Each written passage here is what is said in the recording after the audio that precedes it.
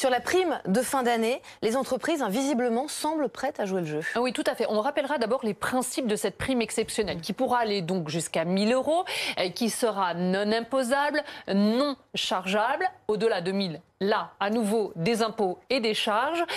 C'est sur la base du volontariat des entreprises. Toutes les entreprises privées ne verseront pas une prime à leurs salariés. Une condition toutefois, pour que cette prime soit défiscalisable et désocialisable, il faut que les salariés concernés gagnent moins de 3 612 € net par mois. Alors effectivement, il y a certains groupes qui ont d'ores et déjà indiqué qu'ils verseraient cette prime, notamment Iliad, Altis, Orange, Total, Publicis ou bien encore LVMH. Et ce matin, la SNCF a également indiqué qu'elle verserait cette prime à 100 000 de ses salariés, une prime qui ira de 400 € net à 200 € net en fonction des revenus. Voilà, donc c'est les entreprises qui vont payer, mais du coup il y aura un coût pour l'État puisqu'il n'y aura pas d'impôt dessus. Et puis globalement, il y a plein de mesures à financer. Comment ? Oui, tout à fait, 10 milliards d'euros annoncés donc par le Premier ministre. Donc, le Premier ministre a indiqué qu'on allait laisser filer le déficit. Ça, c'est la première chose. Je vous rappelle que l'objectif, c'était 2,8% en 2019. Finalement, on sera à 3,2%. Et puis, il va aussi falloir faire des économies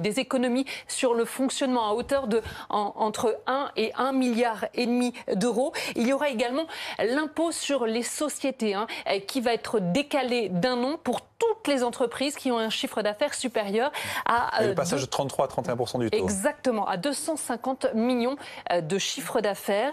Cela va permettre d'économiser 1,8 milliard d'euros. Il y a là cette fameuse taxe sur les GAFA qui sera mise en place en 2019 et qui devrait rapporter 500 millions d'euros. Et puis il y a également le durcissement de cette niche Copé qui permet de bénéficier d'une exonération de l'impôt sur les sociétés en cas de cession de filiales. Eh bien, cela devrait rapporter 200 millions d'euros.